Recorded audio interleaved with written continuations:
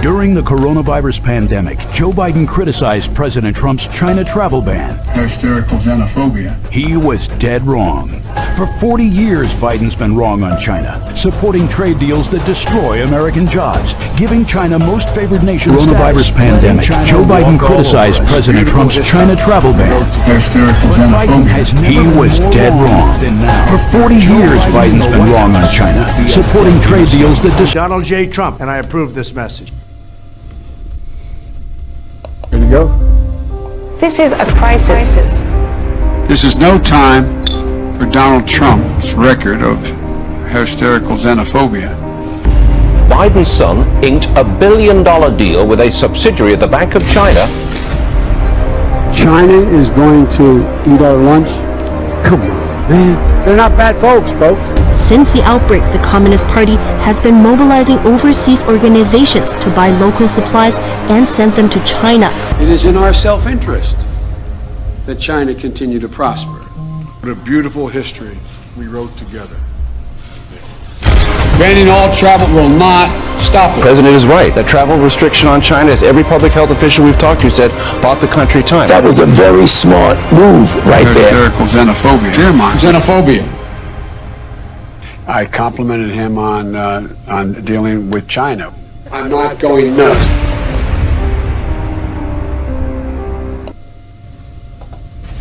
When I argued that we should freeze federal spending, I meant Social Security as well. I meant Medicare and Medicaid. I meant veterans benefits. I meant every single solitary thing in the government. And I not only tried it once, I tried it twice, I tried it a third time, and I tried it a fourth time. Joe Biden promised Ukraine $1 billion if they fired the prosecutor investigating his son's company. If the prosecutor's not fired, you're not getting the money. Oh, son of a bitch. Got fired. But when President Trump asks Ukraine to investigate corruption, the Democrats want to impeach him, and their media lapdogs fall in line. They lost the election. Now they want to steal this one. Don't let them. I'm Donald Trump, and I approve this message. If you have a problem figuring out whether you're for me or Trump, and you ain't black. Poor kids are just as bright and just as talented. There are hugs where you just throw up your arms and go for it. And then there are hugs that keep going and going and going. Joe Biden wouldn't let Hillary go as they met on the tarmac at Scranton Airport. About 4 seconds into the hug, they semi-disengage. Nothing to see here, right? Wrong, because the vice president wouldn't unhand Hillary for almost 16 seconds. Notice how many times she tries to tap out. She lets it go, he does not. She tap out. Nope, she's just, no, he's still holding on. Okay, second tap out. For God's sake, Joe, you gotta let go. This latest awkward hug would not have been microanalyzed if it hadn't been for all the other overly handy Biden moments. Critics collect them. Times when he gently rearranges a young girl's hair and whispers in her ear, then rearranges some more. There's nothing pervy here. The VP knows he's on camera at these swearing-in ceremonies, and the parents are right there as he leans in for a kiss. The VP is known as a close talker. He even does it to the president. Perhaps his most famous hands-on moment came when he put his hands on the wife of Defense Secretary Ash Carter. Got a lot of thanks to give out. Conservatives panned it. This is the creepiest thing. And so did some liberals. No, that ain't right, man. That ain't right. Why are you appear to smell her hair? At least the VP didn't get that close to Hillary. Now, Hillary and President Obama have come a long way in their history of hugging. From this paltry excuse for a hug 8 years ago after he defeated her, to this. A hug so close that Hillary closed her eyes. They even gazed into each other's eyes. This was a hug so novel for these two, it looked like the cover of a romance novel. Jeannie Mo, CNN, New York. He is one creepy mother. Good evening. I am back. I decided to do the scope right now. What the heck? Because I got so much to go through. Hey, David, what's up? So I decided to do the scope. It's long, but it's important, especially with the election this year. And I got a whole lot more stuff to deal with. Sorry, I had to look at Periscope. I'm trying not to do that because it vibrates. It's really kind of annoying. But anyway, by the way, John James, look this guy up for Michigan Senate. Please support him. We need him in the Senate desperately to keep our majority and get rid of Peters. Think as these are. Yes, right, they do. And it's important to get the word out about creepy ass Joe, Sleepy Joe. He is such a pervert. When the left don't even like him, you know something's wrong, you know? So I wanted to get this other information out. It's more information on the Ukraine deal and money that went to politicians. Gee, who could have that been? I can't imagine. And I got a little bit of information on a dam broke in Michigan, in Midland. And there's a little bit of interesting stuff there too. It'll be I'll get to that afterwards. So I wanted to definitely get to this, and here we go. And I have a little bit of other stuff, but I'll get to that in a while. So here is the info. Oops, that one. They would like to disclose new facts on international corruption, and they will be about two stories basically. The first story is how, through the banks of oligarch Viktor Pinchuk, as alleged by Ukrainian investigative journalists, $29 million were transferred to Hillary Clinton Foundation. The topic number 2 today is how this money of Ukrainian citizens is stolen under disguise of the gas tariff scam by means of purchasing the so-called European gas. I will show how, using the disguise of energy independence, the management of Naftogaz and their friends have earned $1.5 billion, and this scam was done under the umbrella of the people close to Vice President Joe Biden. In both cases, the money was leaking out of the country and used for corruption purposes. It was also used for political purposes of some of the American leaders. The same political figures were providing an umbrella and running the protection racket for similar schemes in Ukraine and abroad. What am I going to disclose today?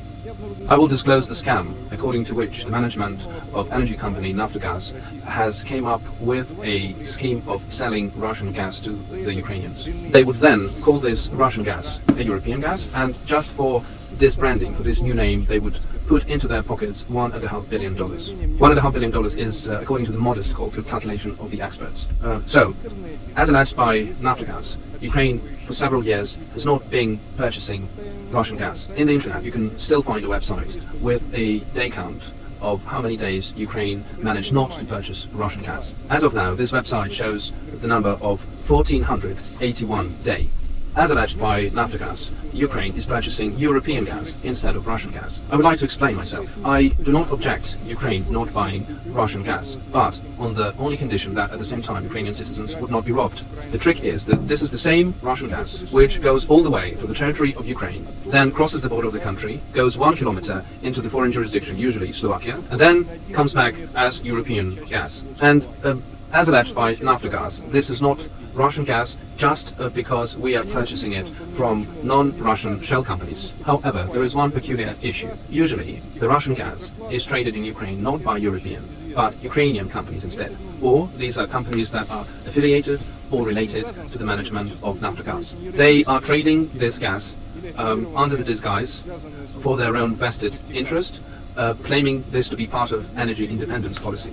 And this is done also under the umbrella of the US representatives in Ukraine. The fact that these two are working together should be viewed and interpreted as high treason, and I will explain why. The first negotiations on purchasing gas in Europe date back to President Yushchenko times, but Russian transit companies for a long time were reluctant to cooperate with Gas Company. Their excuse was that long-term contracts with Gazprom Export Company have its own peculiarities. Ukraine started importing natural gas from Germany via Poland in the context of the preparation for EU association starting from November 2012, based on the agreement with Naftogaz Ukraine and RWE Supply Trading Germany. Starting from April 2013, they started supplies of natural gas from Hungary. This was procured by DTEK Company, and Andrzej Favorov was the person who was spearheading this procurement on behalf of DTEK. This was done through a Polish company, PGNiG. In 2013, gas imports from Russian Federation and Europe was done by 4 companies: Naftogaz Ukraine, Ostchem Firtash Company, VTEC belonging to Mr. Kurchenko, and DTEK owned by oligarch Akhmetov. This experience was later utilized after the revolution of 2014. In 2014, based on the initiative of then Prime Minister Arseniy Yatsenyuk, the Cabinet of Ministers made a decision to diversify the supply sources of natural gas. The political decision was then implemented via a law which was passed by the Parliament of Ukraine on the natural gas market dated 2015. After that, the official supply of gas from Russia was decreased drastically, and on the other hand, this same supply of natural gas from Europe was increased. There's one interesting fact. Over 3.5 years, from 2015 to 2018, the average price of gas in Europe for 1,000 cubic meters of the same gas, which is purchased by Ukrainian citizens, was $211, and Naftogaz is purchasing at $245, the difference being almost $35. In July 2018 to April 2019, the average price in Europe was almost $238, and Ukraine was importing at $288. The difference is $50 for each 1,000 cubic meters of gas. Now about how and who is earning money on imports of the so-called European, Russian gas. The largest importer is the company called Energy Resources of Ukraine, or ERU. Actually, there is a bundle of companies which has ERU abbreviation in its name, and they are registered both in Ukraine as well as in offshore jurisdictions. According to EU Control, in December 2018, private company ERU Trading replaced its name to Warland Trading. The final beneficiary of the last company that we mentioned is Andrzej Favorov. This is what the document says. At the same time, ERU Trading Limited company was still left on the market. And Andrzej Favorov is not only the final beneficiary of ERU Trading, but is also a deputy to the head of Naftogaz, Andrei Kovarev. But this is something we will touch on later. Now going back to the company of Andrzej Favorov. Its share on the market is confirmed by their financial statements. They had quite a good performance. Their market share reached 8%. According to EU Control, the revenues of ERU Trading was going up until 2018, and then it went a little bit down. But in any case, we're talking about billions of dollars. From 2015 to 2018, just in 3 years, the earnings of ERU Trading was 15.6 billion hryvnia. Part of the revenues were taken out to offshore companies. For instance, from the 21st of July 2016 to 23rd of June 2017, the company has taken out and transferred to Aero Management Service LLC companies almost 348 million hryvnia. And from the 25th of May 2017 to 25th of July 2017, they have transferred to the same accounts 240 million hryvnia. On this slide you can see the flow of funds and transfers that in total amount to 620 million hryvnia. And this is just those amounts that we can present to the public based on the investigation of the journalists. Of course, we understand that amounts that were transferred outside of the country is much bigger than that. Now we are processing the money wires through Swiss companies and other offshore companies that were part of this money laundering scam. So who is hiding behind this ERU companies? His name is Andrzej Favorov. He is the citizen of the United States and Russia. He was repatriated. He is a returnee from Moscow.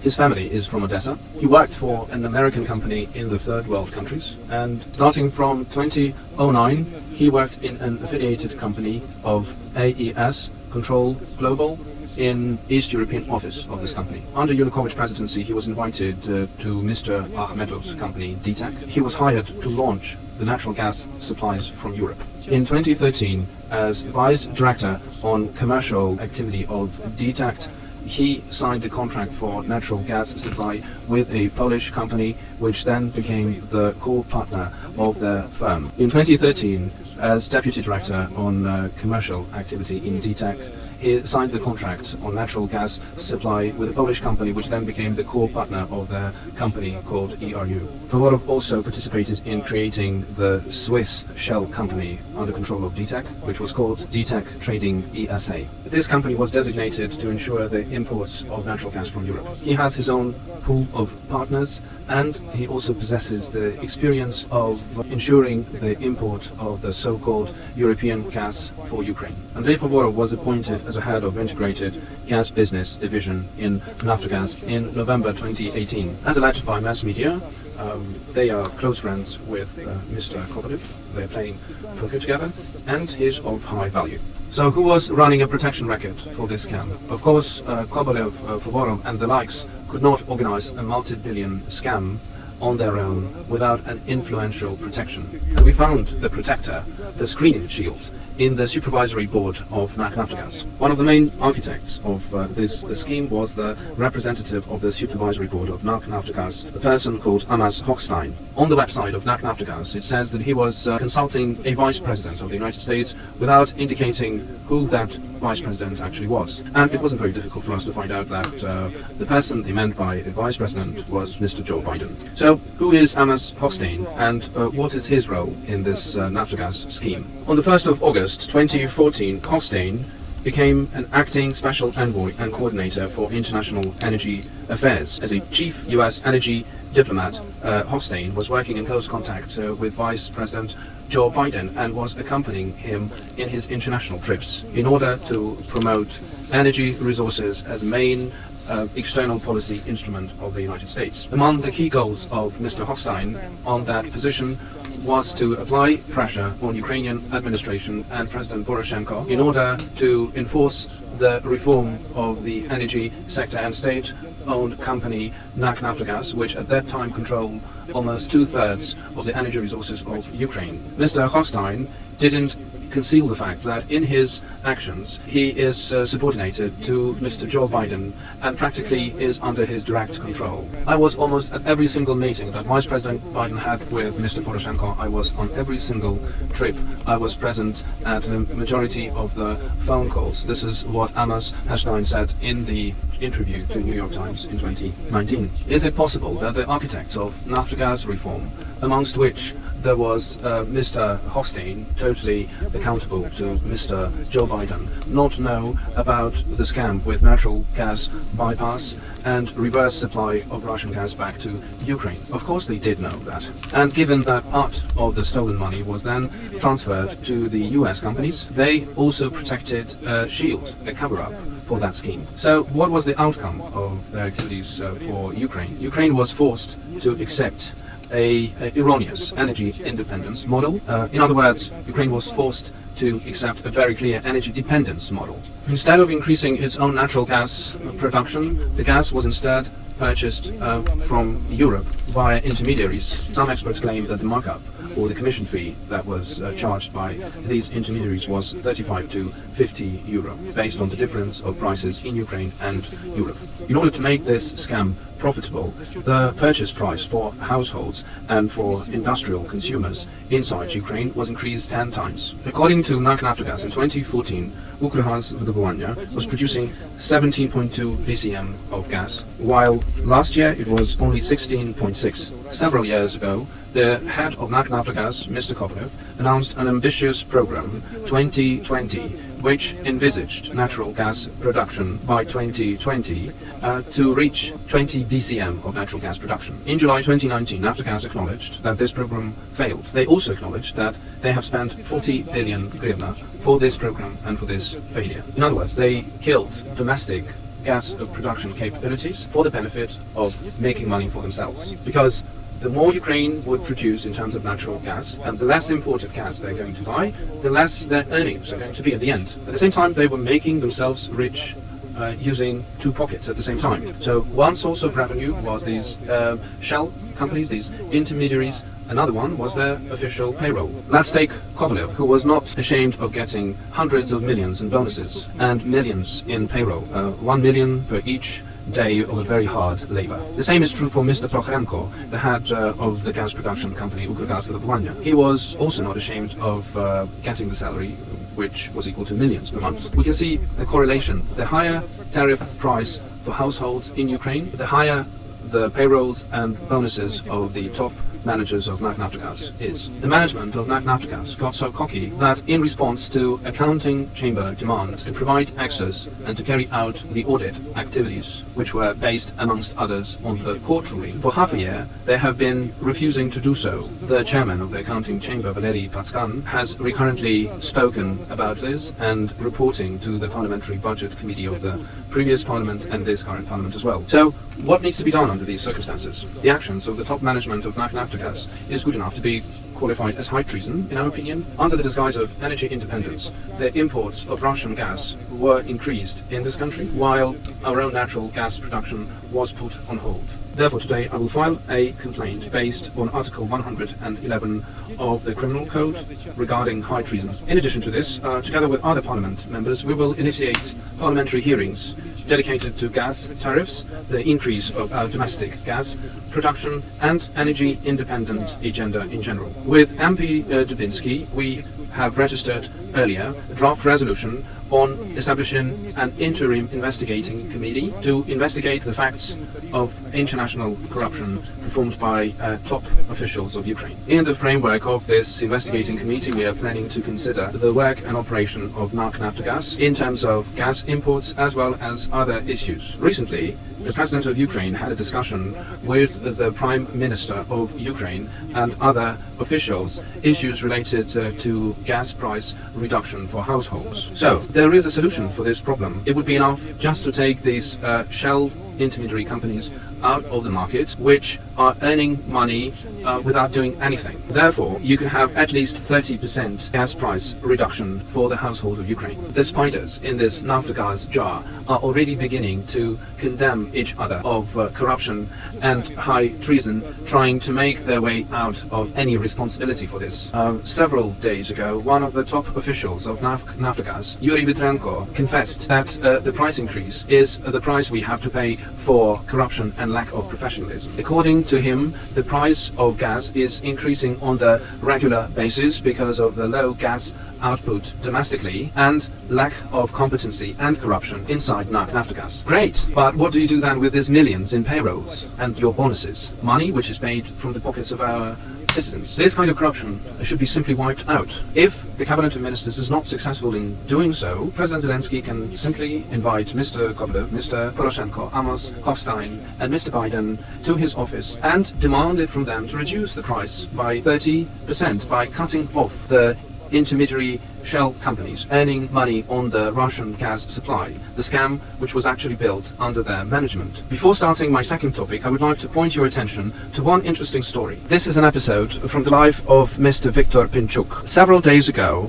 we were approached by fellow colleagues of Mr. Viktor Pinchuk, and they were working together in the past in the regional KGB department of the city of Dnipropetrovsk in the times of USSR. And I would like you to understand why am I emphasizing the word colleagues. These people read in mass media that one of the employees of Mr. Pinchuk, the member of the supervisory board of Credit Dnepr Bank, someone named Andres Osland, an active member of Atlantic Council, is heavily criticizing KGB and slanders the name of KGB for allegedly actively cooperating with active Soviet citizens, the same citizens who later, after the collapse of the Soviet Union, became famous philanthropists, patrons and protectors of democratic values. Here I have the original copy of the agent's pledge. This is the pledge handwritten by Mr. Pinchuk himself. According to this pledge, Viktor Mikhailovich chose his code name, and that code name was Valery. So this is Agent Valery. I'm sure that very few of us have ever seen the agent pledge of the former KGB agent. Not to mention that this is the KGB agent pledge of the oligarch who's funding Hillary Clinton's campaign. The funding that was made possible by transferring the money outside of Ukraine. Well, because these people called me and they emphasized that the work of Mr. Pinchuk in KGB was very fruitful in terms of supplying the documents, and they also asked me to congratulate him with the upcoming KIST or KGB Agent Day, which is celebrated by all former KGB agents and servicemen on the 20th of December traditionally. Now, going back to our second topic. As I told you, the main character of this second story is the famous Ukrainian oligarch, Mr. Pinchuk. As investigative journalists are reporting at this time, Mr. Pinchuk is actively shutting down his assets in Ukraine and is trying to sell as much as possible, including liquidating the Pinchuk Fund. This is also confirmed by mass media reports. There are all indirect indications that Viktor Pinchuk is planning to leave Ukraine, and now he's actively trying to sell his assets and clean up the mess. But what is the reason of Mr. Pinchuk organizing the so-called Black Friday for his companies? And why is he winding down his business? The answer is in the name of this conference, which is international corruption. We have all grounds to believe that this is yet another attempt to cover up his tracks. And it is also an attempt to rescue himself and save himself from an international scandal, and also to save his American friends and politicians. Pinchuk Foundation made a contribution to the Clinton Foundation. It wasn't a small amount of money. Some $29 million were contributed to a presidential campaign fund to make sure that Ms. Hillary Clinton, the representative of Democratic Party, wins US presidential elections. Who is aware of these facts here in Ukraine? On this slide, you can see the fact that yesterday Ukrainian law enforcement registered an investigation into criminal case, and as part of this investigation I presented the facts that are to be reviewed and considered by investigators and verify their trustworthiness. I would like to clarify this. The investigation has to identify how Pinchuk Foundation got his money, using which he then made a 29 million contribution to Clinton Foundation. But this is their American business. Instead, I would like to talk about Ukraine. We must know how much money was stolen, transferred, laundered, and then spent by Ukrainian politicians in the United States. It is high time for this kind of investigation. It will be much more difficult to do something like this later on. Among the things that I would like to disclose today is the big financial scam whereby Ukraine was robbed. We will disclose the facts that need to be carefully verified and investigated by Ukrainian law enforcement. So, what was the size of contribution of oligarch Pinchuk to the Clinton Foundation in millions of dollars? And where does this money come from? In 2015, the Pinchuk Foundation transferred a substantial amount of money to Clinton Foundation. According to French journalists, that amount of money was amounting to $29 million. Investigative journalists from France, which are quite famous in the journalist circles, they were investigating Mr. Sarkozy, the former French president, and amongst the journalists they are very much respected, both in France and in other countries. From 10 to 25 million of contribution out of the 29 million of total amount was also officially acknowledged by Clinton Foundation. Now let's look at where does this donation money come from. How was this scheme initially constructed? In April 2019, an international internet publication from France, which is known for its political investigation, called Mediapart, published a piece which is called Austrian Bank Participating in Money Laundering Schemes in Ukraine. The author of this piece, Keith Markbed, alleges first that by the decision of the Pechersk Court of the city of Kyiv, dated May 2016, it was confirmed that some of the Ukrainian credit organizations were utilizing shadow schemes to take the money out through correspondent accounts of the Austrian Mainl Bank, and the damage from their actions was $800 million. Among the banks complicit in this scam was Credit Dnepr, owned by Mr. Pinchuk, and an affiliated Delta Bank. The indirect shareholder of both banks and a final beneficiary of Credit Dnepr Bank and Delta Bank was Viktor Pinchuk. Delta Bank has transferred to the Austrian bank, in particular, more than $87 million. These banks were receiving loans from National Bank of Ukraine with the funding that came from the IMF. Viktor Pinchuk Foundation is funded, amongst others, from private offshore companies. Starting from 2012, Pinchuk Foundation contributed to Clinton Foundation an amount of money equal to $29 million.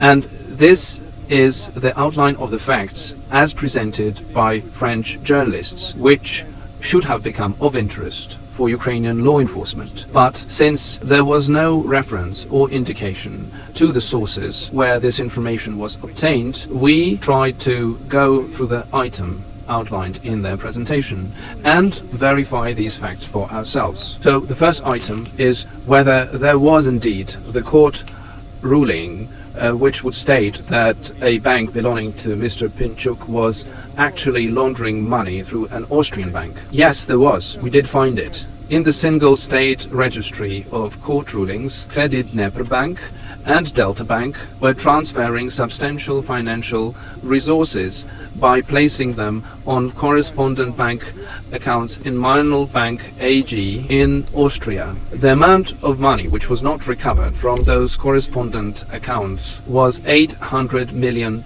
So the oligarchs, the corrupt bankers, according to this court, has taken more than $800 million illegally from Ukraine, and this is actually the money belonging to our citizens that probably we are not going to see anytime soon. The investigating journalists also handed over to me the correspondence between law enforcement bodies of France and Ukraine regarding the Mainl Bank. These materials only confirm that there was a criminal case in Austria regarding the Mainl Bank, while in Ukraine there was a criminal proceeding investigating the theft of money in Delta Bank amounting to $800 million.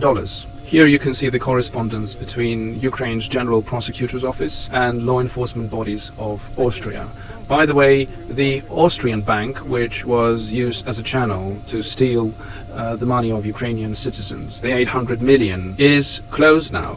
It was closed by the European Central Bank. Here is the slide, and it says that decision dated the 14th of November, so just a month ago, formerly known as Mainl Bank AG, which was used to channel hundreds of millions of dollars from Ukraine's problem banks. Why do we allege that the money channeled out of Ukraine by Ukrainian oligarch was actually stolen in an unfair manner? Again, according to the information which is yet to be investigated and ultimately confirmed by the investigators, money that was stolen and then transferred to Hillary Clinton Foundation was also the money that was borrowed by Ukraine from IMF initially. Why do investigative journalists think that? And why do we think that as well? On the 11th of March 2015, Ukraine reached an agreement with IMF regarding the new 4-year extended fund facility for $7.5 billion. In that same month, Ukraine received the first tranche amounting to $5 billion. As a result of the so-called strange coincidence, in March 2015, the bank of Mr. Pinchuk, Credit Dnepr, received a stabilization loan of 357 million hryvnia. Here on this slide, you can see the excerpt from the archive regarding NBU providing the loan to Credit Dnepr Bank. In respect of Delta Bank, the NBU was much more generous. In early 2014, liquidity support loans of 400 billion, 150 million was provided to the bank. And in September 2014, a stabilization loan of 960 additional million was provided to the same bank. And now we are close to the final point, so let's go back to the beginning and see how this scheme was initially constructed from the beginning to the end. IMF is providing the loan to Ukraine in 2015. In that same year, the Credit Dnepr Bank receives from NBU 357 million hryvnia stabilization loan, and the Delta Bank receives in total more than 5 billion hryvnia. This money is then channeled out of Ukraine through Austrian Minor Bank to offshore companies, and from offshore companies to the Pinchuk Foundation.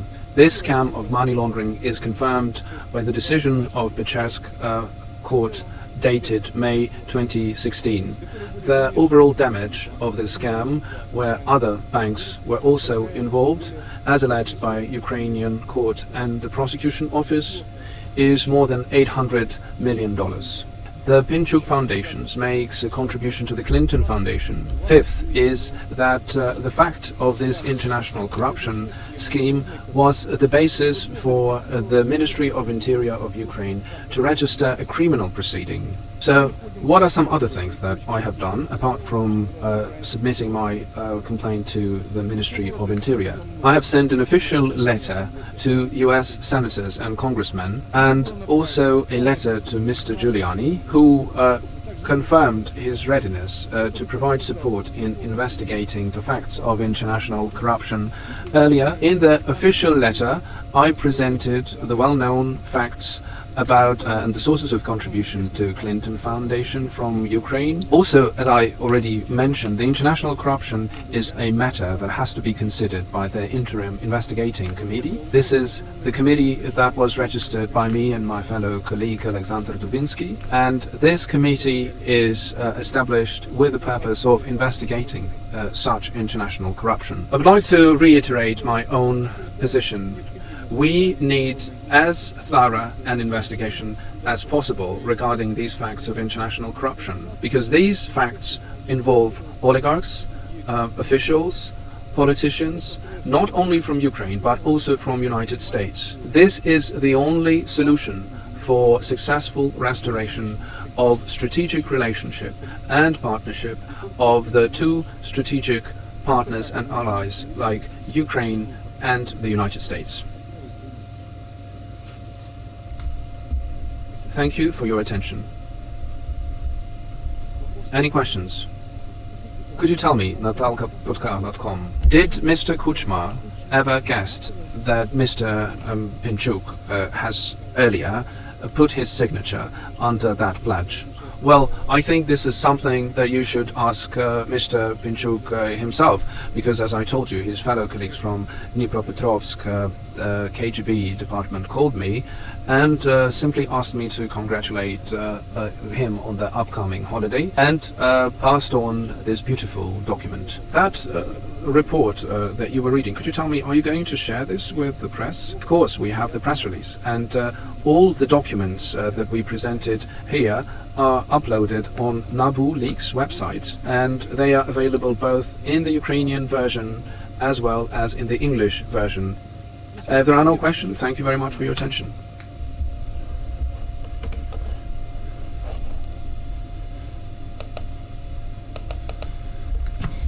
Well, there's some of it.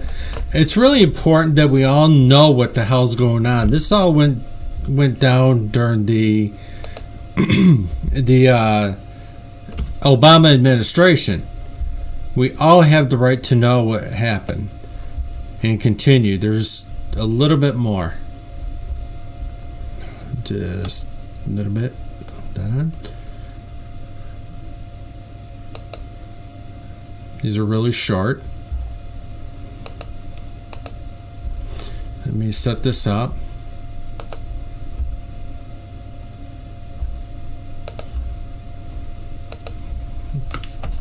But it is very... розглянув позов народного депутата Андрія Деркача. Oops. Печерський райсуд розглянув... Boy, she's ready to talk.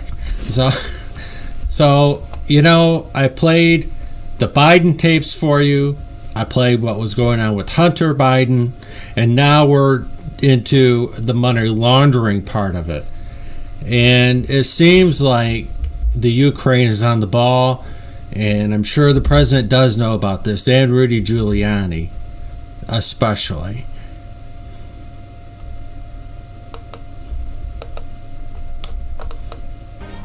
Печерський райсуд розглянув позов народного депутата Андрія Деркача щодо відновлення кримінальної справи про втручання НАБУ у вибори Сполучених Штатів. Більше зараз нам розповість наша колега Любов Рибалко. Вона на зв'язку зі студією. Тож, Люба, які результати засідання на цю мить і чого чекати далі? Так, колеги, тож суд вирішив поновити кримінальну справу щодо незаконного втручання у вибори Національного антикорупційного бюро, американські вибори. Поруч зі мною позафракційний народний депутат Андрій Деркач. Пане Андрію, тож поясніть, будь ласка, що означає таке рішення суду? Такое решение суда означает, что новое руководство Украины и Генеральной прокуратуры может вывести страну из международного скандала, в который она попала благодаря действиям руководства НАБУ и бывшего президента Петра Порошенко путем следственных действий, которые будут проведены. Потому что, на наш взгляд, дело было незаконно закрыто в январе месяце прошлого года. За 1,5 года в процессе проведения следственных действий по такому важному вопросу было всего 3 следственных действия. Это допрос меня в качестве свидетеля, допрос детектива НАБУ и осмотр сайта интернет. Очень важный момент, опять же, это восстановить доверие между Украиной и США как стратегическим партнером. И только публичное, правильное правовое расследование, которое удовлетворит все стороны, позволит сказать и сделать о том, что Украина идет по пути правового государства.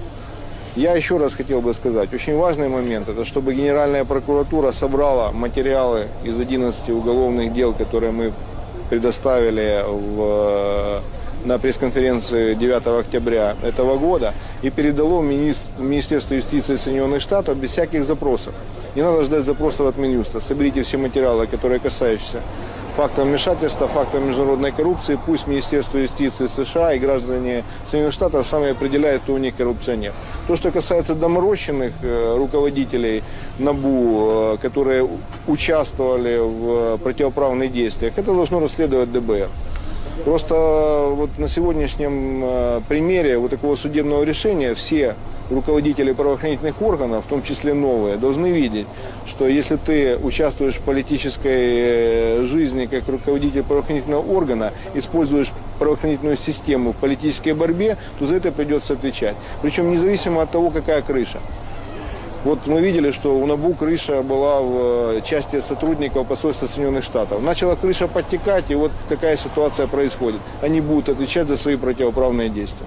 Нам самый главный вопрос – это восстановить добрый уровень взаимоотношений и с демократами, и с республиканцами, и с правительством Соединенных Штатов. Передайте документы, прекратите поездки разных советников, помощников, адвокатов, работайте в рамках правового поля, проводите следственные действия, и тогда, я думаю, что руководство Украины выведет страну из того скандала, в котором она оказалась. Дякую вам дуже. Ось таку інформацію маємо, колеги. Студія. Да, Люба, дякуємо тобі. Нагадаю, з нами на зв'язку була Любов Рибалко. Вона була під Печерським райсудом. Він сьогодні розглянув позов народного депутата Андрія Деркача щодо відновлення кримінальної справи про втручання НАБУ у вибори Сполучених Штатів. So they are really doing a nice job over in Ukraine looking into these investigations. And got to hand a lot to them for the nice work. There are a couple more. Let's see. And according to this, there's new facts that has come to light.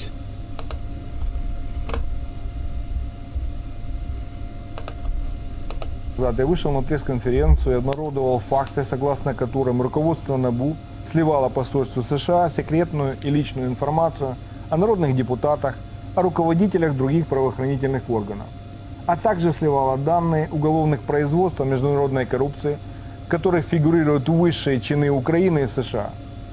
Из обнародованной служебной переписки набушников и посольства следовало, Первое. НАБУ полностью подконтрольно отдельным политически озабоченным представителям дипломатической миссии США. Второе. Правоохранители Украины, госчиновники вмешивались в выборы в США в 2016 году. И третье. Отдельные должностные лица США давили на Украину, чтобы не расследовалось дело буризма. Кроме наших медиа, эту информацию публиковало большинство европейских и американских СМИ. Она также есть на моей странице в Facebook.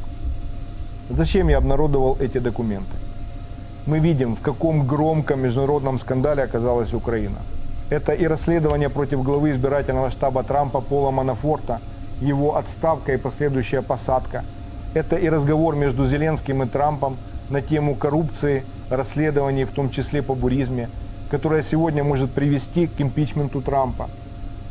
Это и возможные факты коррупционных действий экс-вице-президента США Джо Байдена и компании буризма. И в каждой из этих историй зачинщиком скандала являются чиновники Украины. Каждая такая история негативно влияет на международный статус нашей страны. И мы уже для многих партнеров токсичны, а скоро можем стать нерукопожатыми. Я лично не хочу такого будущего для своей страны. Поэтому мы должны восстановить доверительные отношения между стратегическими партнерами Украины и США. И чтобы это сделать, я передал в Генеральную прокуратуру все имеющиеся у меня материалы, кто, кому и что сливал, кто на кого давил, кто кого и чем шантажировал. Все эти переписки и сливы я передал в Генпрокуратуру, чтобы правоохранители через открытое и публичное расследование поставили точку в череде международных скандалов и коррупции, персональную ответственность за которые несет бывший президент Украины Петр Порошенко.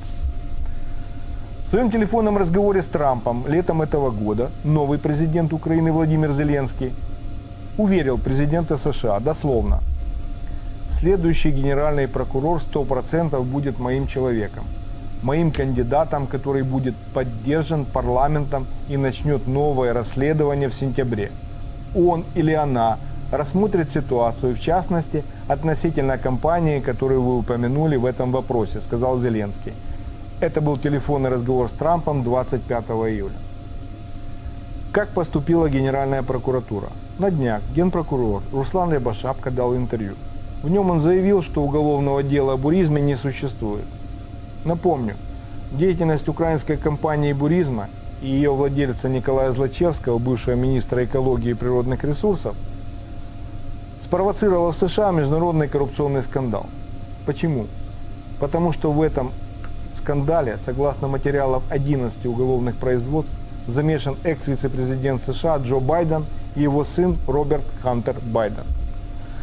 Так вот, согласно мнению украинских следователей и материалам дела, Джо Байден получил более 900 тысяч долларов, а его сын Роберт с партнерами более 16,5 миллионов долларов за консультации компании «Буризма». Информацию об этом расследовании НАБУ как раз и сливала посольству США. Но прокурор Рябошапка в своем интервью говорит: нет дела буризмы, оно существует в мозгу того, кто его придумал. Это неправда, оно существует и в документах, на которых стоит подпись самого Рябошапки, уже в статусе генпрокурора. Напомню, все факты о сливе НАБУ посольству США, секретной информации, о государственной измене, а также о международной коррупции я обнародовал 9 октября и в тот же день передал в Генеральную прокуратуру. Знаете, что официально ответила Генеральная прокуратура? Что все эти факты уже давно детально проверялись. Госбюро расследований в рамках уголовного производства 2952. Цитирую. За фактами незаконного збору даних розвідувального характеру в суспільно-політичній, економічній та інших сферах, відомостей, що становлять державну таємницю, інформації компрометуючого характеру стосовно представників влади з метою їх подальшого передання до спецслужб іноземних держав. Если перевести это на человеческий язык, то этим официальным документом, письмом, Генпрокуратура подтвердила достоверность обнародованных мной 9 октября фактов. Да, говорит Рябошапка, слив НАБУ был. Да, говорит он, факты о буризме и Байденах, международной коррупции и другие факты, с которыми Деркач вышел на пресс-конференцию, а потом об этом рассказал весь мир, уже расследовались. Но к чему же пришли следователи Генеральної прокуратури? Цитирую дальше. За результатами досудового розслідування 2 вересня 2019 року слідчим прийнято рішення про закриття вказаного кримінального провадження у зв'язку з відсутністю складу злочину. Таким чином, підстави для повторного внесення відомостей за викладами у вашому зверненні фактами до єдиного реєстру досудових розслідувань відсутні. И подпись «Рябошапка». То есть ничего страшного следствие не нашло, не увидели состава преступления, и потому дело закрыли.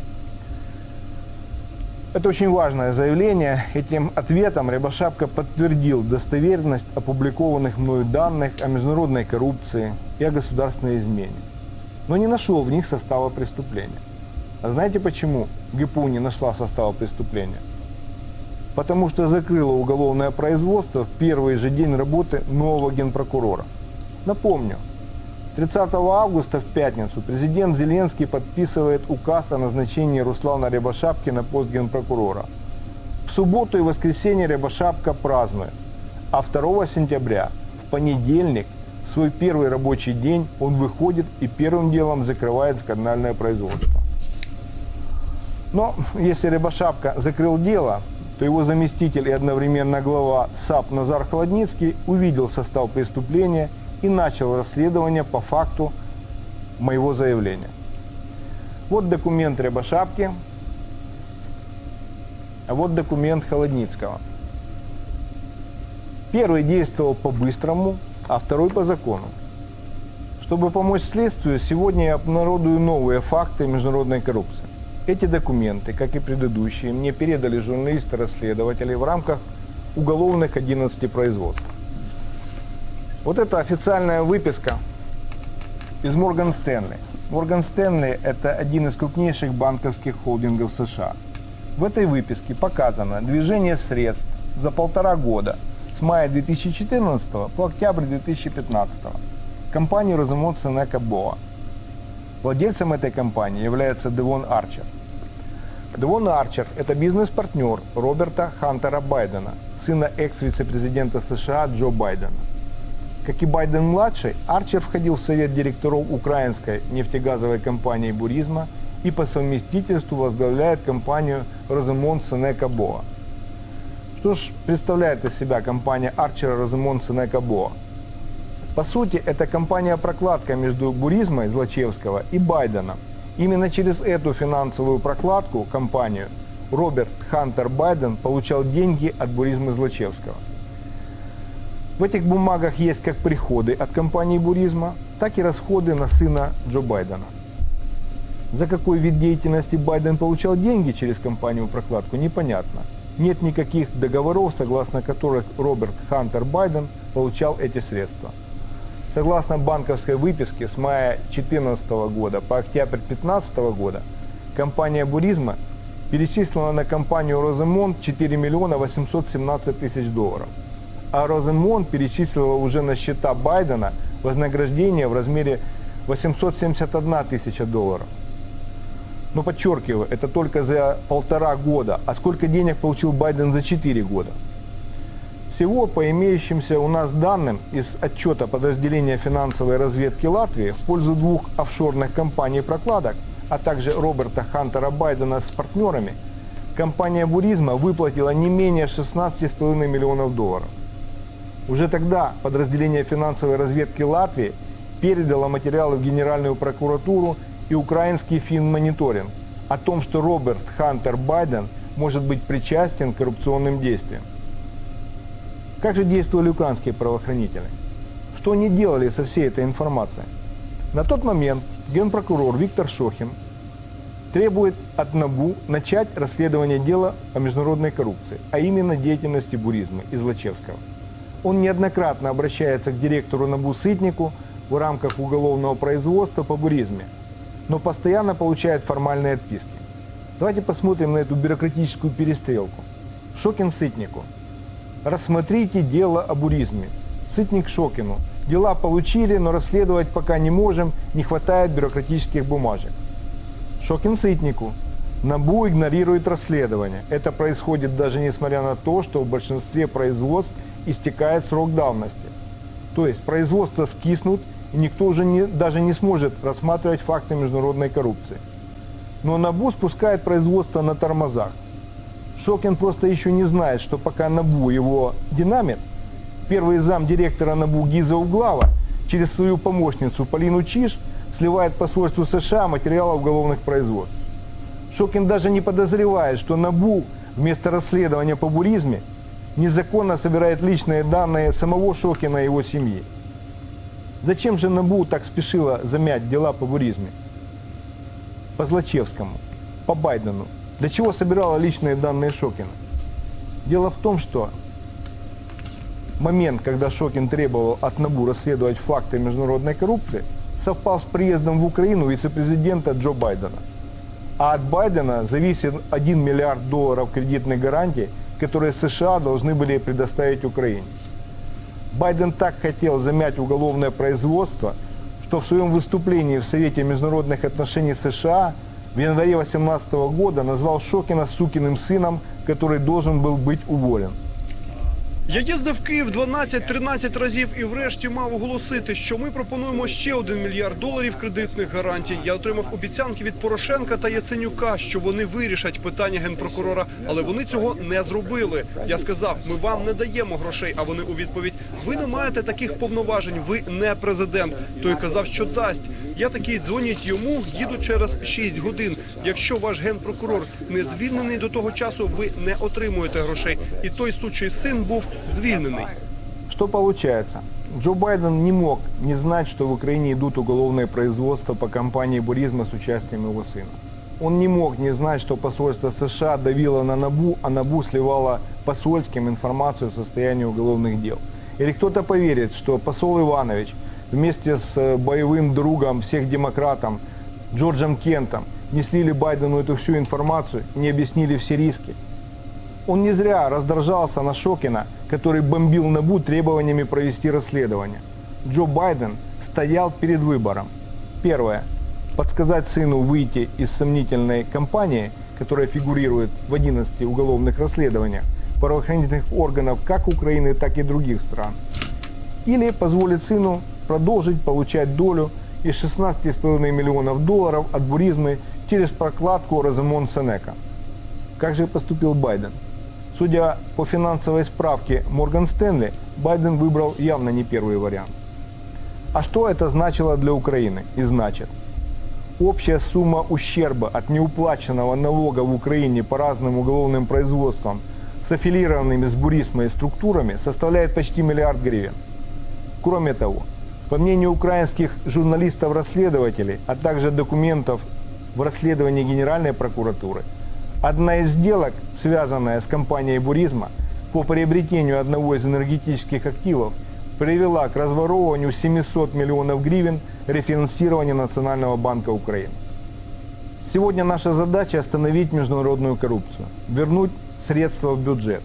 И для украинского генпрокурора, как для любого гражданина, должно быть все равно, чьи родственники входят в совет директоров компании, которая подозревается в вымывании денег из государственного бюджета. А что выбрал Рябошапка, когда за полдня закрыл уголовное производство, при этом подтвердив достоверность всей обнародованной мной информации? Выходит, что любому государственному органу в Украине можно отсылать секретную информацию службам других государств, и в этом не будет состава преступления. Более того, помощница Гиза Углавы Полина Чиж, которая по информации журналистов-расследователей непосредственно сливала посольству США дело буризмы, по моей информации заняла пост и фактически руководит Международным департаментом Генеральной прокуратуры. По мнению журналистов-расследователей, она назначена на должность через людей, причастных к делу буризмы, для того, чтобы продолжать сливать информацию и саботировать международное сотрудничество Генеральной прокуратуры Украины и Министерства юстиции США, а также других стран. Как это сочетается с Конституцией Украины и законодательством Украины? И где здесь защита суверенитета Украины? Гражданин, генеральный прокурор? Непонятно. Что выберет Рябошапка сейчас, когда я ему передам этот документ с проводками по Байдену и буризме, которые есть в распоряжении Генеральной прокуратуры? Учитывая проведение так называемой аттестации и реорганизации прокуратуры, возникает серьезное опасение, что те же лица, кто тормозил расследование, будут и дальше влиять на процесс уголовного производства. Но я помогу гражданину Рябошапке сделать правильный выбор. Все имеющиеся у меня документы я передаю в Генеральную прокуратуру и требую провести расследование фактов незаконной передачи информации у главы и ЧИШ посольству США. Отстранить их на время следствия от занимаемых должностей. Также прошу Генеральную прокуратуру передать документы в Министерство юстиции США согласно договору о правовой помощи. Уважаемый генеральный прокурор, действуйте согласно закону, а не рекомендациям и нашептываниям так называемых кураторов. Потому что дальнейшее игнорирование фактов международной коррупции со стороны Генеральной прокуратуры и дальнейшее ваше бездействие по передаче имеющихся в вашем распоряжении документов в Минюст США приведет к судебным искам о вашей персональной ответственности и бездействии со стороны украинских журналистов-расследователей, экспертов и народных депутатов. В Генеральной прокуратуре есть все материалы, чтобы спасти ситуацию и сохранить лицо. Господин Рябошапка, не знаете, как поступать, поступайте по закону. Действуйте.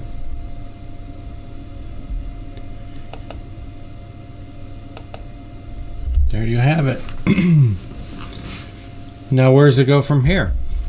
Well, the next chapter will be written. And I'm sure, because of the involvement of Joe Biden, that we will probably have a joint investigation with the Ukraine. I would appreciate any comments you have on Facebook, DLive, or Twitter about this. It's really fascinating. It's super important, especially in an election, and unfortunately Joe Biden is the Democrat nominee. But we all need to know the story. We know the creepiness. We know how disgusting it is. But how many really know how dirty bank deals and corruption there really is? And this is just one. There's probably many. You have Fast and Furious with the Obama administration. You have spying. You have Obamagate. You have Benghazi still. For a administration who claims to be the most transparent and non-corrupted or controversial administration in American history, I think they're wrong. In fact, I know they're wrong. Many of us know they're wrong. But will justice be served? That's the next chapter, too. That's another one. I'm still going to say that it's not going to happen either until the near end of this year or early next year. Why can't they go with Joe Biden right now? They sure can go after Hunter. That's not a problem. He's going to be subpoenaed. But you can't really go after a presidential candidate because the optics are really bad. It doesn't matter what kind of asshole he is or how corrupted he is, how creepy he is. The American people got to decide that. How many of you are going to wake up? How many of you are going to see what this person really is? I played just some clips that he wants to cut Social Security. He didn't do it once. He said it twice. He's literally used the N-word in Congress. And just recently, he is demeaning black people. This guy's a piece of shit. And he's your nominee. So, Democrats, you have a choice. Vote for this piece of garbage or vote for the president who will help you in fighting corruption like this. I'm sure this story is not going to go away, and it's not going to get any better for him. It's going to just continue, and I'm pretty sure Giuliani's going to get a hold of this. And who knows who else. So, that's your decision. You want the continuous corruption, selling us out, selling America? It's time to wake up, people, seriously. If you have not already. It's really important. Your children, their children's children, livelihoods and future are at stake. Literally. It's not a game. They did all of this behind our backs. We did not even know it. And they wanted to blame the president, who was totally innocent.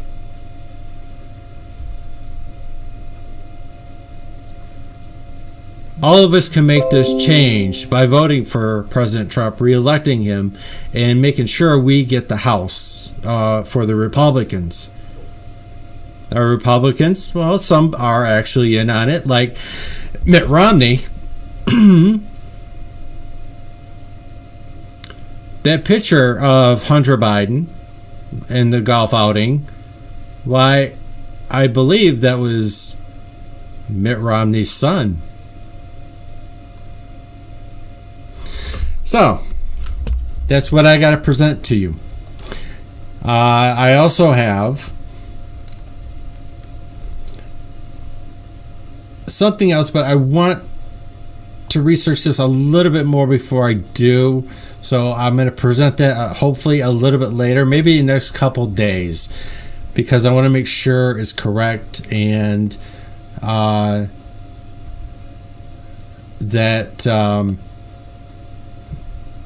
the information is right. On home front news, the other day a dam broke in Midland County, which is, I'm not sure how far it is from here, but it actually, we had heavy rains and a dam broke, and it's caused a lot of damage. Now, a company named, actually an energy company owns it. They have been investigated for failure and had their licenses pulled for negligence in this dam break. And this is actual footage of it the other day.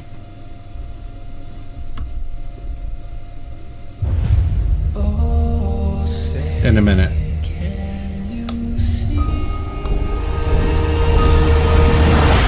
Let the Titan Games begin! You can't take me down! Well, we don't need to listen to it. Okay. Get the volume back.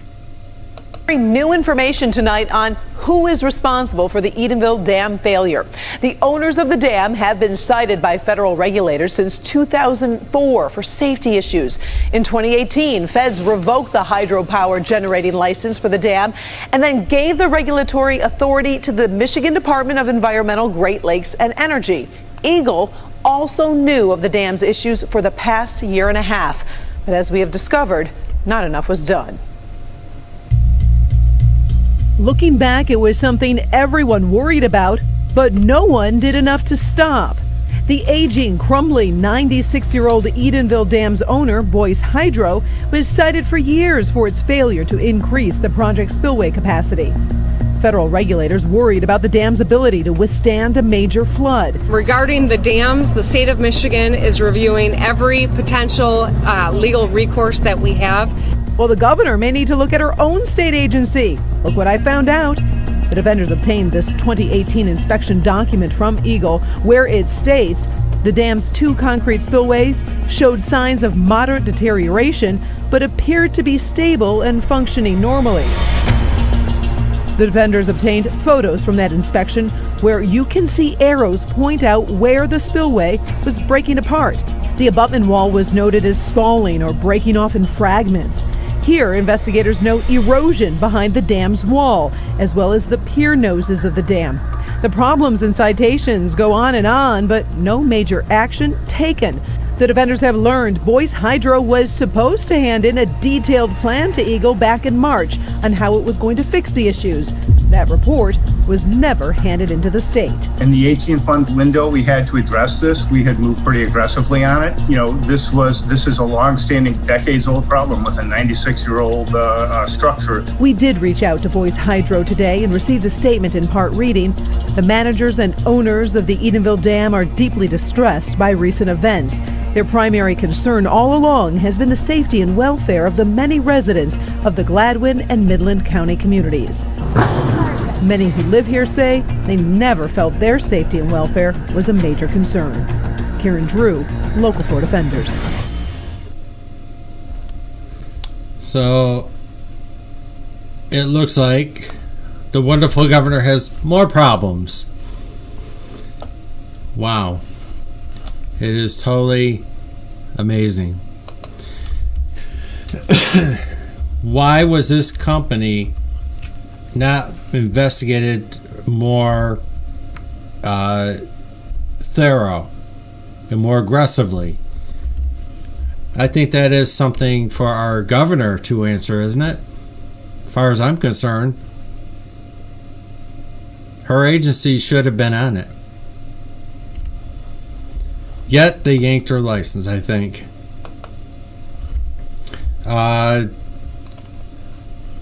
Let's see. I got Michigan dam that failed had license revoked by feds over fears it couldn't withstand a major flood. Imagine that. The owner of the dam in Michigan that failed to hold back floodwaters on Tuesday had its license revoked by the federal registrations in 2018 over numerous violations and concerns without understanding the significant flood concerns of federal records. The Edenville Dam on the border of Midland and Gladwin counties failed late last Tuesday, considering another dam downstream that may be overtopped by water, enforcing mass evacuations along the Tittabawassee. Like somebody said Tittabawassee, it's not right. Tittabawassee. The city of Midland forced the possibility of seeing 9 feet of floodwaters downtown. This is an event unlike anything we've ever seen before. We've got to do more our part, Michigan Governor Granholm said, Whitmer. Even Granholm was better than Whitmer. Said in a news conference. Whitmer, who described the damage as a 500-year flood event, said it's going to have a major impact on the community and state over the time to come. So this is some of the damage that was done. And if you want to locate where this has taken place, here it is. This is Midland County. So it has affected many people. Whitmer has said they are going to go to shelters for the time being. Oh yes, they're going to be tested for COVID-19. And we'll have to see how the story develops over the time. I want to see if I can pull this up regarding the story, which it's not going to let me, which is fine. Oh, wait, it might. This is actually the Federal Agency Commission, the document of revoking their license. So it has been done. And this took us September of 18, or December 2018. So thank you for joining me very much, and please leave your comments again in Twitter or YouTube or Facebook. I'd really like to hear your input on the Biden story. And don't forget to support John James, one very nice guy. I was lucky to meet him a few times. So I thank you very much. God bless the President of the United States and the Vice President. Please say some prayers for the people of Midland County. And hopefully the damage can be repaired soon. And this issue will be taken care of. But with our wonderful governor, probably not, unfortunately. God bless the military. God bless the all military forces, law enforcement, men and women of nurse and doctors, Coast Guard, Border Patrol, one of the most important. And God bless the people of the United States. And if you are sick and tired of the Democratic Party, run away. Don't walk, just run. Because they do not want to make your lives better. President is working hard. He is working vigorously. I am glad to see he's at least taking a little bit of a break over the holiday weekend. And let's pray for him as well, for most wisdom and getting us back on track, getting this country reopened. And the churches are reopened according to the president. I did want to play that, but we'll save it for the next time. So God bless you all. Thank you. I'm going to open the chest if anybody's in D Live. Movie times here. Let's see if he gets it. Are you going to make it 4? So please join all of us and me, because I'm in there too, on D Live. It's really fun, very interactive. You get to win lemons, a lot of fun stickers. It's a good time. And please join our wonderful people of Neil, Boogie, and Doc, and Phil D'Angelo. Oh, sorry. You didn't get it this time there, Movie Time. My apologies. I think you needed more chat. Hopefully you'll come in a little bit quicker. I know it was a little bit random, but hopefully you will get next time. So God bless you all, and have a wonderful night and a great and safe Memorial Day. And we can finally get out, enjoy the sun, and have some good old holiday picnics, and we can go to the swim park. Good night.